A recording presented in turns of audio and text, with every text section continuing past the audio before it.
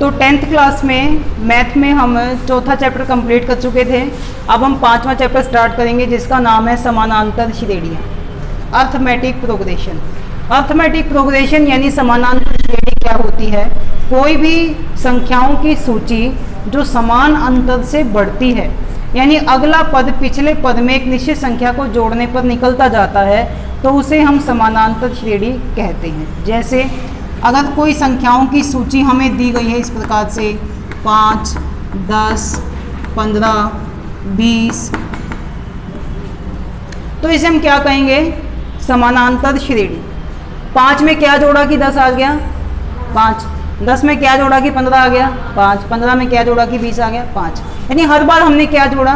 5 जोड़ा है। तो निश्चित संख्या को जोड़ने पर जब अगली संख्या आ जाए, हर बार हम उसी संख्या को जोड़ते चले जाएं, तो जो सूची निकलती है उसे क्या कहा जाता है? समानांतर श्रेणी। ये सूची बढ़ती भी जा सकती है, घटती भी जा सकती है। जैसे मान लो अगली सूची है 100, 90, 80, तो ये क्या हो रहा है? घट रहा है। घट भी सकता है, बढ़ भी सकता है, लेकिन अंतर समान होना चाहिए।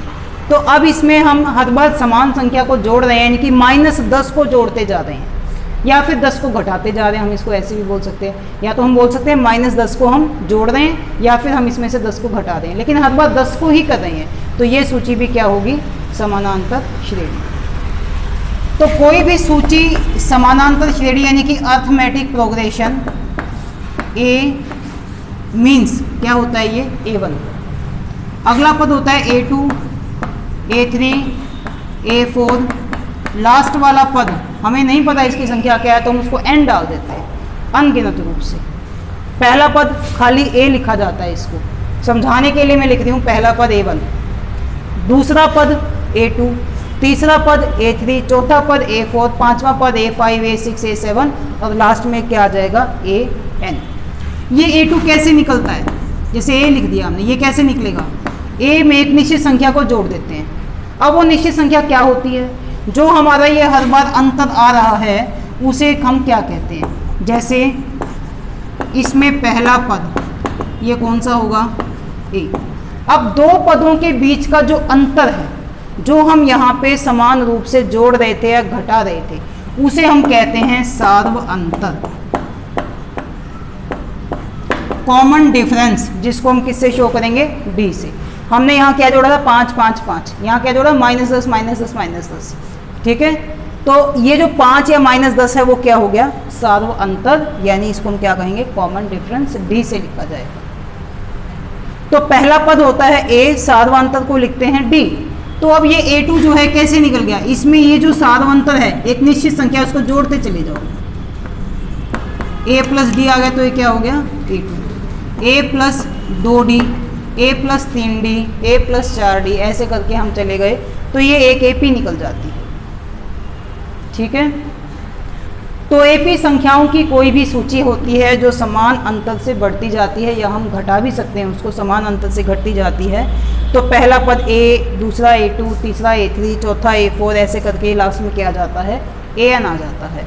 अब AN जब आ गया तो इसमें पहला पद क्या हुआ? A। जो समान अंतर है हमारा उसको हम क्या कहेंगे? सार्वंतर, यानी कि इसे D कहा जाएगा। अब यदि हमें AP का कोई भी पद निकालना है, जैसे मान लो हमें AN निकालना है, तो AN के लिए एक फॉर्मूला होता है A + n-1D।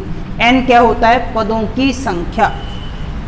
तो ये एक फार्मूला होता है। जैसे मान लो हमें निकालना है A100, तो ये कितने पद हो गए? 100। 100वां पद। ठीक है, पहला पद, दूसरा पद, तीसरा पद, चौथा पद, तो A100 का मतलब क्या होता है? 100वां पद। अगर हमें किसी भी AP का लास्ट में यहाँ मान लो 100वां पद है और उसका मान बताना हो, यानी कि 5, 10, 15, 20 के बाद 100वें नंबर पे कौन सी संख्या आएगी, हमें वो निकालनी हो, तो हम कैसे निकाल सकते हैं? ये फॉर्मूला अप्लाई करेंगे। A + n, n की वैल्यू क्या आ गई यहाँ? 100, और D है कॉमन डिफरेंस। 100 में से एक गया, 99 × D क्या बन जाएगा? 99D। तो ये फार्मूला बन जाता है। जब हमें A100 निकालना हो तो हम इसको भी फार्मूले को अप्लाई कर सकते हैं, या हम डायरेक्ट इसको भी लगा सकते हैं।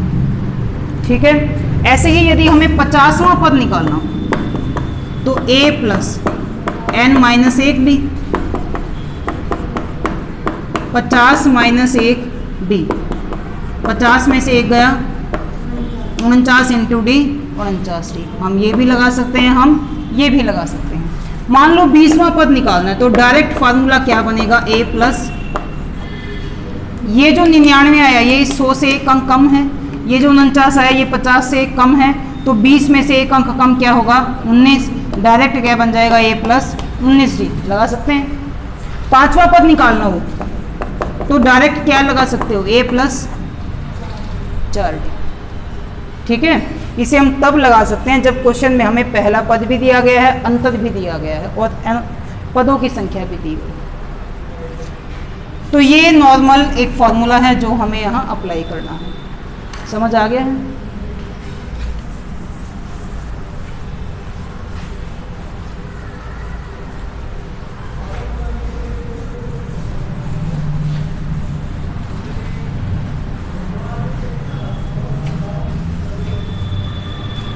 फर्स्ट क्वेश्चन, निम्नलिखित स्थितियों में किन स्थितियों में संबंध संख्याओं की सूची एपी है और क्यों। हमें नीचे कुछ स्टेटमेंट दिए गए हैं और हमें इसमें ये बताना है कि ये एपी यानी अर्थमेटिक प्रोग्रेशन है या नहीं है, समानांतर श्रेणी है या नहीं है। प्रत्येक किलोमीटर के बाद का टैक्सी का किराया, जबकि प्रथम किलोमीटर के लिए किराया 15 रुपये है और प्रत्येक अतिरिक्त किलोमीटर के लिए किराया 8 रुपये है। तो इस स्टेटमेंट से हम एक संख्याओं की सूची बनाएंगे और बताएंगे कि वो सूची एपी है या नहीं है। अब पहले किलोमीटर का जो किराया है वो 15 रुपये दे रखा है।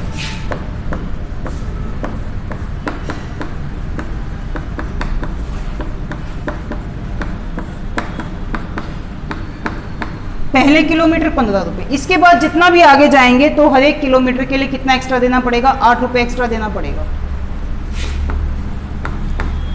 तो दूसरे किलोमीटर का कितना हो जाएगा, 15 तो पहले का था, अब 8 रुपये और देंगे तो कितना हो जाएगा 23।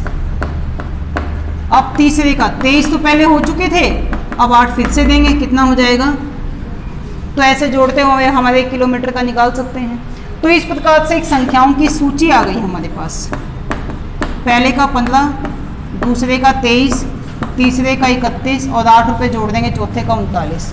हमें बताना है कि जो ये सूची निकल करके आई ये समानांतर श्रेणी है या फिर नहीं, ये बताना है। अब कब होती है, जब समान अंतर से बढ़ती है या घटती है। अब इसका मतलब है कि एक संख्या में निश्चित संख्या जोड़ने पर, एक ही संख्या जोड़ने पर अगली संख्या आ जाए तो वो समानांतर श्रेणी होती है। हमने हर बार क्या जोड़ा, इसमें 8 जोड़ा, 15 और 8 23, 23 और 8 31, इसका मतलब हर बार क्या करें, हम समान संख्या जोड़ रहे हैं, तो ये समानांतर श्रेणी है। तो इसको हम लिखते कैसे हैं, हम इसमें से इसको माइनस करके देखते हैं। ये क्या है, पहला पद, ये दूसरा और ये तीसरा। दूसरे पद में से पहला पद माइनस करेंगे, a2 माइनस a1। दूसरे पद को क्या लिखते हैं, a2, पहले पद को क्या लिखते हैं, a1। तो 23 में से 15 माइनस करेंगे तो क्या आया 8। a3 माइनस a2, 31 माइनस 23, ये भी क्या आ जाएगा 8, क्योंकि किन्हीं दो पदों में अंतर समान है, इसलिए यह सूची एपी है, यानी समानांतर श्रेणी है। यहाँ हमने इसमें क्या किया, एक ही संख्या को जोड़ा, यानी एक संख्या जोड़ने पर अगली संख्या आ रही है, तो यानी कि दो पदों का अंतर समान है, यानी इन दोनों का जो अंतर है वही इनका है और अगले का भी अंतर वही है, इसलिए ये जो सूची बनकर के आई है ये एक समानांतर श्रेणी है। ये बताना है हमें इसमें। अगर ये अंतर हर बार एक जैसा नहीं होता है तो फिर ये समानांतर श्रेणी नहीं होगी। शॉर्ट में लिख देते हैं A.P अर्थमेटिक प्रोग्रेशन, समानांतर श्रेणी। समझ आ गया।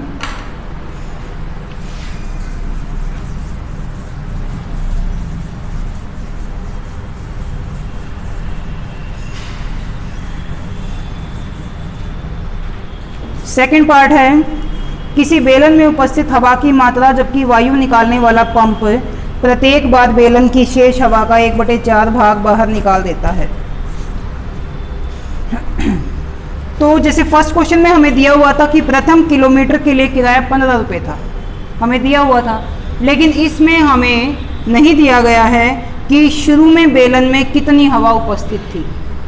वहाँ दिया हुआ था 1 किलोमीटर का, इसमें स्टार्टिंग में हवा कितनी है बेलन के अंदर ये हमें नहीं दे रखी है, तो हम इसको मान लेंगे। माना बेलन में उपस्थित हवा की मात्रा x मान लिया हमने। अब हवा निकालने वाला पंप होता है कोई, देखा है कैसा होता है? वो एक बार में जितनी हवा है उसका 1/4 भाग बाहर निकाल देता है। पंप पहली बार में हवा बाहर निकालता है, जितनी हवा उसके अंदर है उसका 1/4 भाग। कितनी हवा है? x, इसका 1/4 भाग वो बाहर निकाल देता है। इस प्रकार से जो हमें ये स्टेटमेंट दी गई, इससे संख्याओं की सूची बनाएंगे, फिर ये बताएंगे कि ये एक एपी है नहीं। अब शुरू में हवा कितनी थी? x, उसका 1/4 भाग उसने बाहर निकाल दिया। का मतलब क्या होता है? मल्टीप्लाई, x एकम x। तो इतनी हवा जो है वो बेलन से बाहर निकल जाती है। अब बाहर निकल गई तो शेष क्या बची? बेलन में शेष हवा पहले कितनी थी? x, इसमें से x/4 बाहर निकाल दी, तो इसको माइनस करेंगे, एलसीएम क्या आ जाएगा? 4 इंटू एक्स, 4x, 4 से 4 कट जाएगा, क्या बचेगा? x। 4x माइनस 1x क्या आ गया? 3x/4। ये दूसरा पद आ जाता है। अब हम तीसरा पद निकालते हैं। पंप दूसरी बार हवा बाहर निकालता है,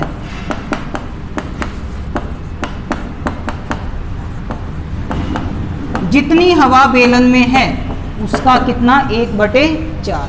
अब बेलन में कितनी हवा है? x है या 3x/4 है? अब 3x/4 है, तो अब 3x/4 का वो बाहर निकालेगा, क्योंकि ये तो पहले से बाहर निकल गई, ये पहले थी। तो अब 3x/4 का 1/4, 3x एकम 4 चौक 16, ये गुणा है। अब फिर बेलन में कितनी हवा बची? पहले कितनी बच गई थी? ये वाली, ये बची हुई थी ना। अब x तो नहीं थी, अब x तो घट गई, उसमें से ये बाहर निकल गई। अब देखते हैं कितनी हो गई। 16 एलसीएम आ जाएगा, 4 चौक 16, 4 तिये 12, 16 एकम 16, 3x एकम 12x माइनस 3x कितना हो गया? 9x/16। ऐसे हम कितना ही भी निकाल सकते हैं। तो इस तरह से संख्याओं की सूची आ गई। सबसे पहला पद क्या है? दूसरा पद क्या निकल करके आया? 3x/, तीसरा पद क्या निकल करके आया? जो बेलन में अब हवा बची हुई है वो कितनी है? 9x/, ये तो बाहर निकली ना, ये तो बाहर निकल गई। जो बच गई हमें वो लेनी है। शुरू में थी x, फिर पहली बार में पंप ने निकाली, फिर क्या बची? 3x/4। दूसरी बार पंप ने निकाली, उसके बाद क्या बची? 9x/16। ऐसे हम कितना ही निकाल सकते हैं। अब देखते हैं कि ये एपी है या नहीं।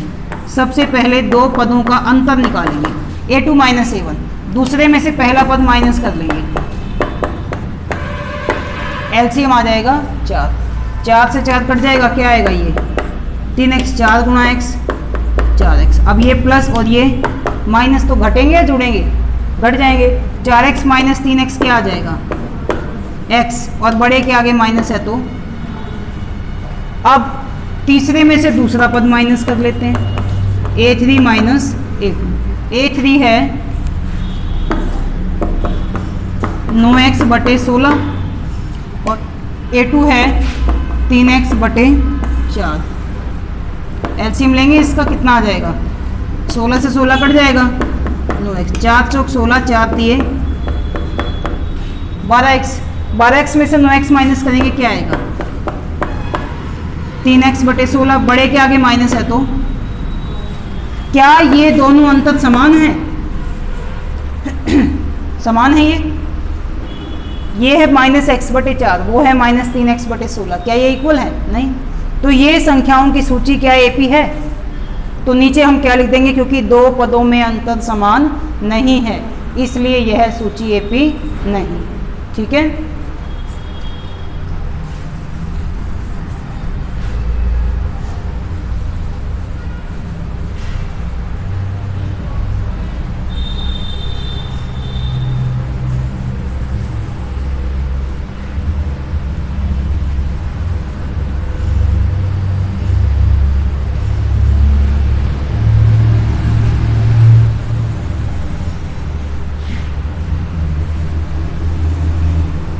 तीसरा क्वेश्चन है, प्रत्येक मीटर की खुदाई के बाद एक कुआं खोदने में आई लागत, जबकि प्रथम मीटर खुदाई की लागत 150 रुपये है और बाद में प्रत्येक मीटर की खुदाई की लागत 50 रुपये से बढ़ती जाती है।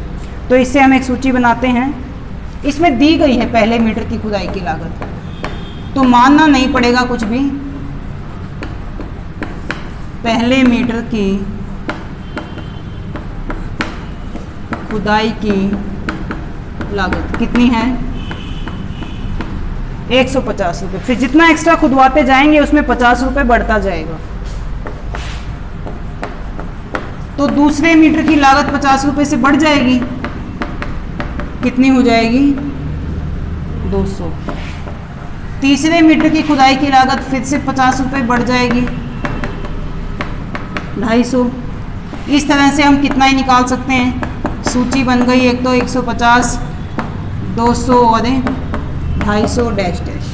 अब ये बताना है कि ये सूची एपी है या नहीं। इसके लिए माइनस करके देखते हैं, दोनों पदों का अंतर निकाल करके देखते हैं। 200 माइनस 150 क्या आ गया? A3 minus A2। 250 माइनस 200 क्या आ गया?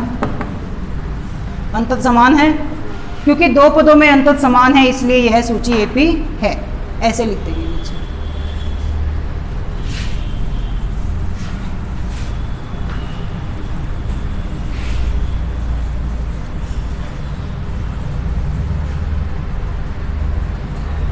खाते में प्रत्येक वर्ष का मिश्र धन, जबकि 10,000 रुपये की राशि 8% वार्षिक की दर से चक्रवृद्धि ब्याज पर जमा की जाती है।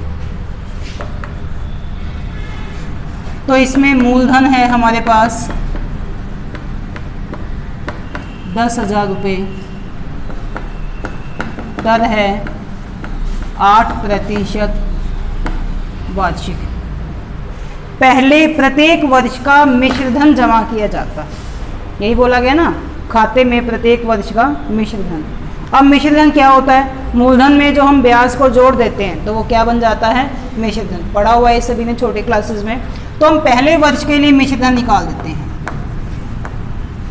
पहले वर्ष के लिए मिश्रधन। अब मिश्रधन के लिए चक्रवृद्धि ब्याज के द्वारा इसमें लिखा हुआ है, चक्रवृद्धि ब्याज के द्वारा। अब चक्रवृद्धि ब्याज के द्वारा मिश्रधन कैसे निकलता है? ये 8th क्लास में 7th क्लास में पढ़ा हुआ है। इसके लिए फार्मूला क्या था? मूलधन इंटू 1 प्लस दर बटे 100। इसकी शक्ति होती है इसका समय यानी टाइम। पढ़ा है ये फार्मूला। अब मूलधन हमने कितना लिया हुआ है? 10,000। दर हमारे पास है 8 और इसका जो टाइमिंग है वो पहले वर्ष का है।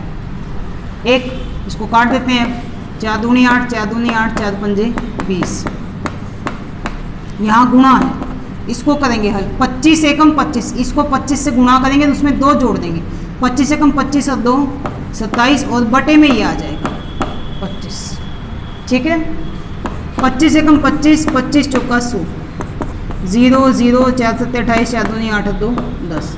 तो एक वर्ष के बाद खाते में कितने रुपए जमा किए जाएंगे? 10,800 रुपये। अब हम दूसरे वर्ष के लिए निकाल देते हैं मिश्रधन। फार्मूला यही रहेगा। अब मूलधन क्या है? 10,000। 1 प्लस दर वही होगी, लेकिन जो टाइम है, शक्ति है, वो 2 वर्षों का निकल जाएगा। 4 दूनी 8, 4 दूनी 8, 4 पंजे 20। 10,000, 25 से कम 25 और 2 27 बटे 25। इसकी शक्ति कितनी है? 2। तो हम कितनी बार लिखेंगे? 2 बार। 25 से कम 25, 25 सिक्का 150। अब इसे गुणा कर लेते हैं हम, ये आ जाएगा हमारा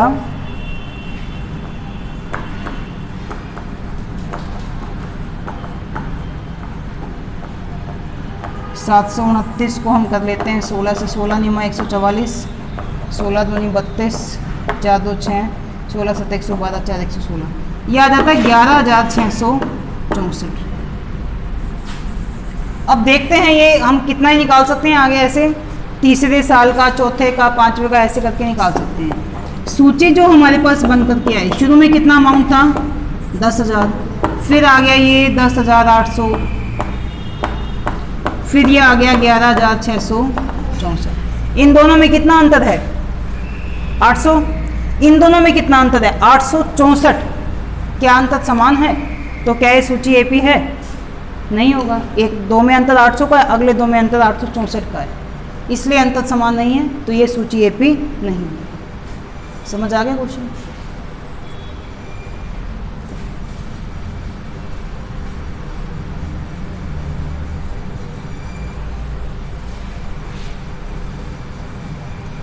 सेकंड क्वेश्चन पे अब आ गए हम। इजी क्वेश्चन है। दी हुई एपी के प्रथम 4 पद लिखिए जबकि प्रथम पद ए और सार्वंतर डी निम्नलिखित है। ए का मान 10 और डी का मान भी 10। एपी है ये, हमें दिया गया है दी गई एपी के, तो ये एपी है, समानांतर श्रेणी है। उसके पहले हमें 4 पद लिखने हैं। ए का मतलब क्या होता है सभी को पता है, क्या होता है पहला पद। हमें पहला पद दे दिया, अब हम दूसरा पद निकाल देते हैं। दूसरे पद को क्या लिखते हैं A2, एक ही दो नहीं A2। A2 कैसे निकलेगा A plus n minus 1 B, ये फार्मूला बताया था। A प्लस n का मान 2, 2 में से गया 1 D, क्या आ जाता है A प्लस 1D। जो छोटा फार्मूला हम डायरेक्ट वही लगा देते हैं, तो हम ये ना लगा करके डायरेक्ट लगा देंगे यहाँ पर A प्लस डी। समझ आ गया? एक को आगे लगाओ चाहे मत लगाओ, यहाँ एक को नहीं लगाते। अब A का मान क्या है और D का मान भी क्या है 10, 10 और 10 क्या हो गया 20। समझ आ गया? अब A3 निकालते हैं, तो A प्लस क्या आना चाहिए यहाँ 2D, 3 में से 1 माइनस हो जाएगा तो क्या आ जाएगा 2D। ठीक है? A का मान 10, 2 इंटू यहाँ मल्टीप्लाई है 10 दूनी 20, 20 और 10 30। चौथे पद के लिए A प्लस क्या लगाना चाहिए 3D, 3 इंटू 10, 10 तिया 30, 30 और 10 40। निकल गए 4 पद। अतः एपी के प्रथम 4 पद, पहला तो दिया हुआ था इसको तो निकालना ही नहीं, दूसरा 20 निकाला, तीसरा 30 निकाला, चौथा 40 निकाला, ऐसे हम कितने निकाल सकते हैं, केवल 4 पूछे। समझ आ गया है?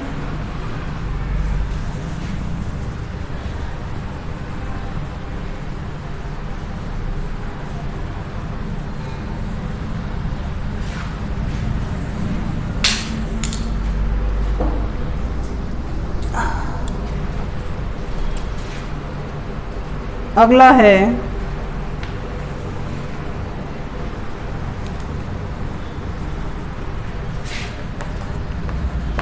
A है -2 और D है 0। दूसरा पद निकालते हैं, पहला तो दे ही रखा है, क्या फार्मूला लगा देंगे A प्लस डी, -2 प्लस 0 क्या आ जाएगा -2। A3 क्या फार्मूला लग जाएगा A plus 2D, -2 plus 2 into 0, 2 0 0 क्या आएगा -2। 0 से गुणा करेंगे तो क्या आएगा 0 ही आएगा। चौथा पद A प्लस क्या लगना चाहिए 3D, -2, 3 इंटू 0, 3 इंटू 0 0 क्या आया। हर बार वही आ रहा है, पहला भी यही था, दूसरा भी यही, तीसरा भी यही, चौथा भी यही। ऐसा क्यों हुआ? क्योंकि D का मान क्या है 0। जब भी D का मान 0 आ जाए तो जो पहला पद है उसके बाद हम कोई भी पद निकाले वो पहला पद ही आंसर में आए। ठीक है?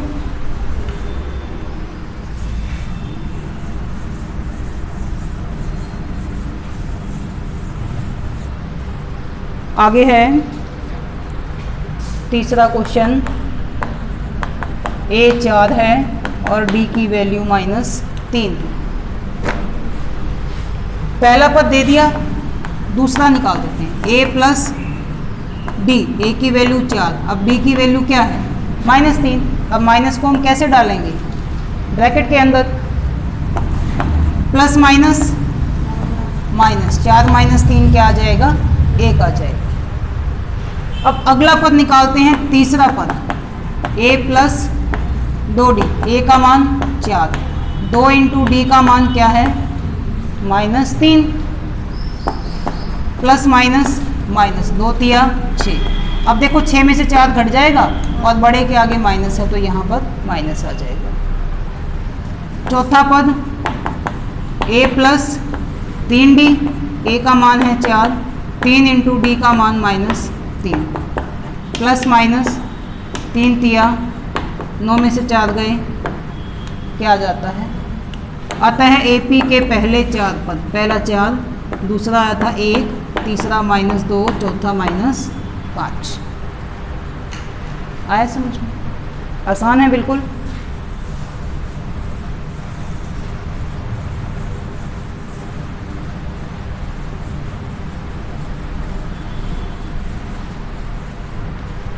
नेक्स्ट क्वेश्चन है, a का मान है 1 -1 और d का मान है 1/2। तो हमें इसके अगले पद बताने हैं।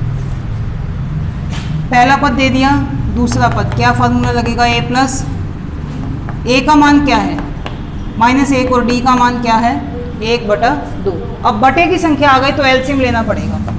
एलसीएम ले लिया, एलसीएम आ जाता है 2, 2 एकम माइनस 2 से 2 कट जाएगा, ये क्या आ जाएगा -2 प्लस 1 घट जाएंगे, 2 में से 1 गया 1। अब बड़े के आगे माइनस है तो क्या आएगा यहाँ माइनस। ठीक है, अब निकालते हैं तीसरा पद, क्या फार्मूला लग जाएगा, a प्लस, a का मान -1, 2 इंटू डी का मान 1/2, 2 से 2 कट जाता है क्योंकि ये गुणा है। क्या बचा यहाँ 1, -1 प्लस 1 क्या हो जाएगा। चौथा पद a प्लस 3d, a का मान -1, 3 इंटू 1/2। अब 2 से 3 नहीं कटेगा तो गुणा कर लेंगे, 3 एकम 3/2, एलसीएम ले लेंगे, ये क्या आ जाता है 2, 2 एकम 2, 2 से 2 कट जाएगा, ये क्या बचेगा 3, 3 में से 2 घटेगा 1। अब 3 के आगे प्लस है, बड़े के आगे प्लस है तो यहाँ क्या आना चाहिए प्लस। आता है AP के 4 पद, -1, -1/2, 0 और 1/2। क्लियर है। अब इसका लास्ट पार्ट है क्वेश्चन सेकंड का, a का मान है -1.25 और d का मान है -0.25, ये दिया गया है। तो सबसे पहले दूसरा पद निकालेंगे, क्या फार्मूला लग जाएगा, a प्लस डी, a की वैल्यू -1.25। अब ये माइनस में है तो हम इसे ब्रैकेट में डाल देंगे, ब्रैकेट को सॉल्व करेंगे, प्लस माइनस क्या होना चाहिए। अब माइनस माइनस के नंबर क्या हो जाते हैं, प्लस, और साइन क्या आता है माइनस, तो माइनस आ जाएगा 5 और 5 10, 2 2 4 1 5, 1 प्लस 0 1, -1.50। ये 0 लगाओ चाहे हटा दो इसको। तीसरा पद a प्लस, क्या फार्मूला होना चाहिए 2d, -1.25, 2 इंटू डी का मान कितना है -0.25, प्लस माइनस माइनस, और ये क्या है यहाँ मल्टीप्लाई, तो गुणा कर लेंगे हम इसको, 2 पंजे 10, 2 दूनी 4 1 5, 2 0 0। अब माइनस माइनस क्या हो जाएंगे प्लस, और साइन क्या आएगा -5, 5 और 2 7, 1 प्लस 0 1। ठीक है, अब चौथा पद निकालते हैं तो फार्मूला क्या होगा, a प्लस 3d, a की वैल्यू -1.25, 3 इंटू डी की वैल्यू क्या है -0.25, यहाँ गुणा है, गुणा कर लेंगे इसको, प्लस माइनस गुणा होते हैं तो क्या हो जाते हैं माइनस। 3 पंजे 15, 3 दूनी 6 और 1 7, 3 0 0। अब 5 और 5 10, 7 2 9 और 1 10, 1 और 1 हासिल का था 2, माइनस माइनस जुड़ गए, निशान क्या आ गया माइनस। तो क्या आंसर आ गया इसका? तो एपी के 4 पद हो गए। पहला ये -1.25, दूसरा -1.5, तीसरा -1.75, चौथा क्या आ गया -2। तो ये हमारा सेकंड क्वेश्चन भी कंप्लीट हो जाता है।